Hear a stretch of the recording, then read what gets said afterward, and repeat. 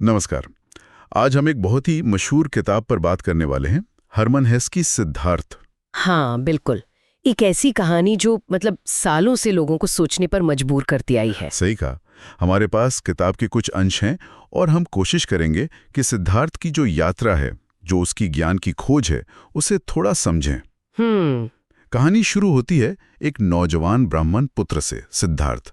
उसके पास ऊपरी तौर पर देखें तो सब कुछ है, मान सम्मान, बुद्धि, परिवार का प्यार, गोविंद जैसा दोस्त। हाँ सब है। लेकिन अंदर से वो बेचैन है, एक गहरा असंतोष है। उसे लगता है कि जो भी उसे सिखाया गया है, चाहे वो पिता हों या दूसरे ज्ञानी ब्राह्मण, वो ज्ञान अधूरा है। बिल्कुल, जैसे कोई प्यास है जो बुझ नहीं रही। वो आत्मा को अपने अंदर के सच को जानना चाहता है, और ये बेचैनी ही उसे पहला बड़ा कदम उठाने पर मजबूर करती है। वो घर छोड़ देता है। हाँ, घर छोड़कर वो सम्मरणों के साथ हो लेता है।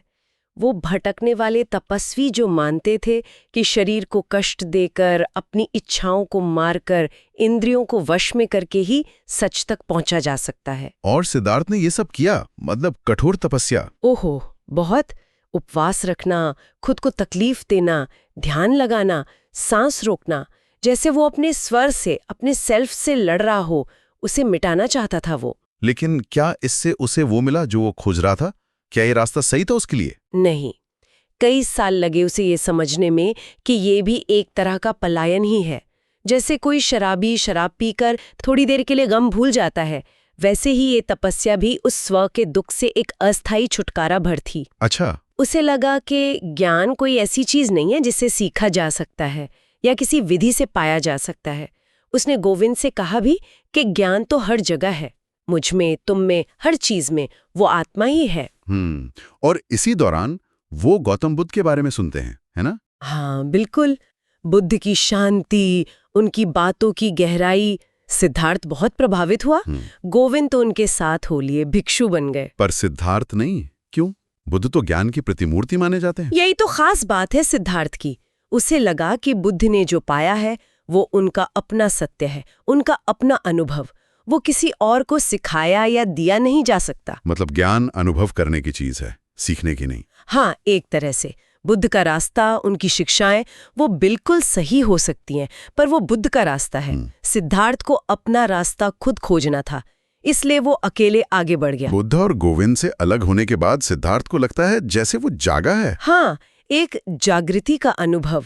उसने तय किया कि अब कोई गुरु नहीं, कोई सिद्धांत नहीं, अब वो खुद से सीखेगा, दुनिया से सीखेगा। और पहली बार वो दुनिया को सच में देखता है। सूरज, चांद, नदी, पेड़। बिल्कुल।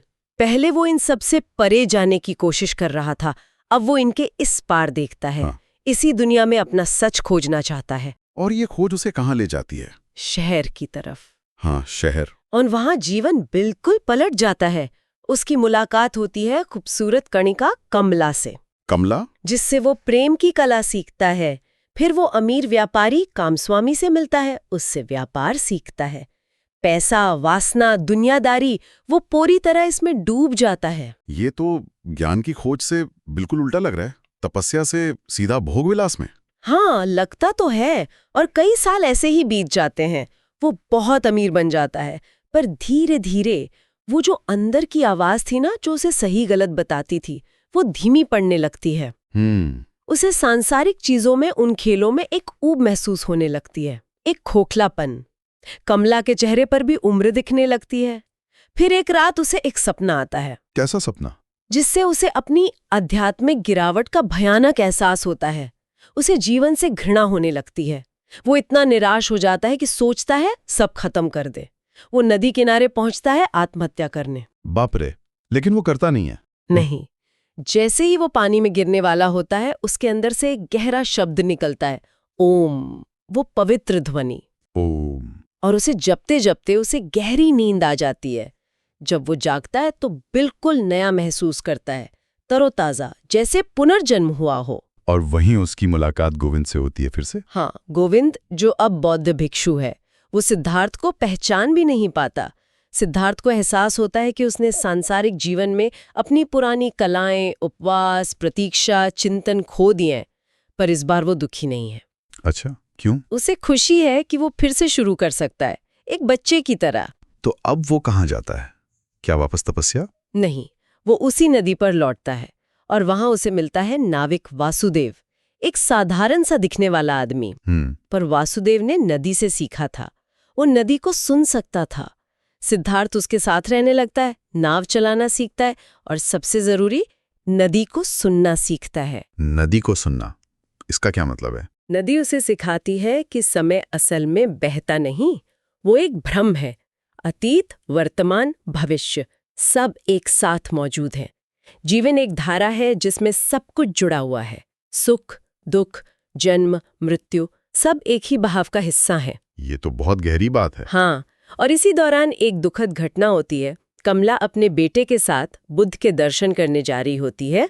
रास्ते में उसे सांप काट लेता है और वो मर जाती है। और बेटा, वो सिद्धार्थ का ही बेटा था ना? हाँ, सिद्धार्थ उसे अपने पास रखता है, पालने की कोशिश करता है, पर लड़का शहर का आदी है, उसे ये शांत जीवन पसंद नहीं आता और वो भाग जाता है। ये तो सिद्धार्थ के लिए एक और पीड़ा रही होगी। बिल्कुल, लेकिन इस दर्द से गुजरकर वो प्रेम को और गहराई से समझता है।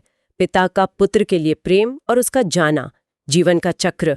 कुछ समय बाद वासुदेव भी महसूस करते हैं कि उनका काम पूरा हुआ और वो वन में चले जाते हैं। तो सिद्धार्थ अब अकेला रह जाता है, बूढ़ा नाविक बनकर। हाँ, लेकिन अब उसमें वो बेचैनी नहीं है, एक गहरी शांति है, समझ है।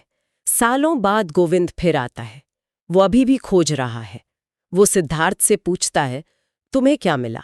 कोई सिद्धांत, कोई विश्वास? और सिद्धार्थ क्या कहता है? वो कहता है कि ज्ञान शब्दों में बांधा नहीं जा सकता, उसे जिया जाता है, अनुभव किया जाता है। वो प्रेम के महत्व पर जोर देता है, कहता है कि शायद बुद्ध की शिक्षाओं में प्रेम शब्द उतना ना हो, पर उनके जीवन में, उनके कर्मों में प्रेम ही था। और फिर वो आखिरी दृश्य। हाँ, जब गोविंद सिद्धार्थ के माथे को चूमने के लिए झुकता है, गोविंद को उस एक चेहरे में हजारों चेहरे दिखते हैं। हजारों चेहरे? हाँ, मछलियां, बच्चे, हत्यारे, प्रेमी, जानवर, देवता, जन्म और मृत्यु के अनगिनत रूप, सब एक साथ बहते हुए, बदलते हुए, पर फिर भी वो सिद्धार्थ ही है। और उस चेहरे पर एक मुस्कान है, वैसी ही शांत, गहरी मुस्कान जैसी बुद्ध की थी। जैसे संसार और निर्वाण एक ही हो। शायद यही कि सब कुछ जुड़ा हुआ है, सब एक ही है। तो सिद्धार्थ की ये पूरी यात्रा, ब्राह्मण पुत्र से समण, फिर प्रेमी, व्यापारी और आखिर में नाविक, ये दिखाती है कि ज्ञान का कोई एक तय रास्ता नहीं है। बिल्कुल, हर अनुभव, चाहे वो कितना भी भटकावा लगे, वो आपको कुछ सिखाता है, सत्य के करीब लाता है। और ये हमें सोचने पर मजबूर करता है, क्या सच में सच्चा ज्ञान किसी गुरु या किताब से नहीं, बल्कि अपने अनुभवों से, जीवन को पूरी तरह जीने से ही मिलता है? हाँ, क्या जीवन की पहेली का हल शब्दों में नहीं, बल्कि उसकी समग्रता को, उसके हर रूप को स्वीकार करने और अनुभव करने में है? ये सवाल सिद्धार्थ की कहानी हमारे लिए छोड़ जाती है।